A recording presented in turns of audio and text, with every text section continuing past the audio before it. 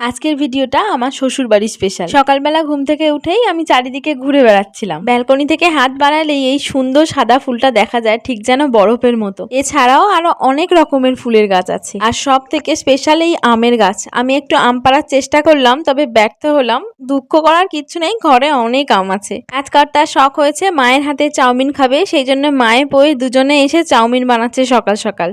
তো আজকে ব্রেকফাস্টে তো এই বাঙালি মা স্পেশাল চাউমিনটা খেয়ে নিলাম। খেয়ে বেরিয়ে পড়েছি কিছু কেনাকাটি করতে। আসলে আমাদের বাড়িতে একটা নতুন সদস্য এসছে, তার জন্যই দরকারি জিনিসপত্র কেনাকাটি করতে আজ আমরা বেরিয়েছি। আমাদের সদ্য প্রমোশন হয়েছে, কর্তা হয়ে গেছে মামা আর আমি হয়ে গেছি মামি।